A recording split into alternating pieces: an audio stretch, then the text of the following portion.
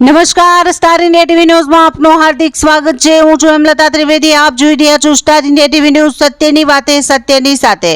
જાલોદ પોલીસને મળી મોટી સફળતા। વિદેશી દારૂનો 1,52,71,776 નો વિદેશી દારૂ ઝડપાયો। એક વ્યક્તિની અટકાયતથી અન્ય 4 વ્યક્તિ વિરુદ્ધ ગુનો નોંધાયો। જાલોદ ડીવાયએસપી ડી.આર. પટેલને સૂચના મળેલ હતી કે રાજસ્થાનના મોના ડુંગર થઈ એક ટ્રકમાં વિદેશી દારૂનો મોટો જથ્થો ગુજરાતમાં બુટલેગરો દ્વારા ઠાલવવામાં આવી રહ્યો। તેને લઈ જાલોદ પોલીસ સ્ટેશનની દાવડિયા ચેકપોસ્ટ પર પીઆઈ કે રાજપૂતના માર્ગદર્શન હેઠળ પીએસઆઈ સીકે સિસોદિયા દ્વારા પોલીસ સ્ટાફને સાથે રાખી આવતા જતા વાહનોનું ચેકિંગ હાથ ધર્યું હતું।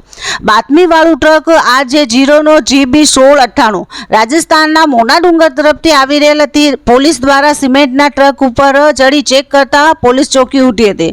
ટ્રકના કન્ટેનરમાં બનાવેલ 4 ખાનામાં ઉપર સુધી ઠાસોઠાસ વિદેશી દારૂની પેટીઓ ભરેલ હતી, જેથી પોલીસ દ્વારા ટ્રકના ડ્રાઈવર ખેમારામ રાવતરામ ચારણ બાડમેર રાજસ્થાનની અટકાયત કરી વધુ તપાસ માટે ટ્રક કન્ટેનરને જાલોદ પોલીસ સ્ટેશનમાં લઈ ગયેલ હતી। જાલોદ પોલીસ સ્ટેશનમાં વિદેશી દારૂ ભરેલ ટ્રક કન્ટેનરને લાવતા તેને ખાલી કરવામાં આવતા તેમાં વિદેશી દારૂની 1102 પેટી મળી હતી, જેમાં કુલ 29,460 વિદેશી દારૂની બોટલો હતી, જેની કિંમત 1,52,71,776 મોબાઈલ 5,000 તેમજ સિમેન્ટનું ટેન્કર 20 લાખ મળી મુદ્દા માલ ઝડપી પાડવામાં પોલીસને સફળતા મળેલ હતી। જાણવા મળેલ સૂત્રો મુજબ આટલા મોટા પ્રમાણમાં વિદેશી દારૂ પકડી પાડવાનો પ્રથમ ગુનો જાલોદ પોલીસ સ્ટેશનમાં નોંધાયેલ છે, જે એક રેકોર્ડ છે। પોલીસ દ્વારા આટલા મોટા પ્રમાણમાં વિદેશી દારૂ ઝડપતા બુટલેગરોમાં ફફડાટ પણ વ્યાપી ગયેલ હોવાનું જાણવા મળેલ છે।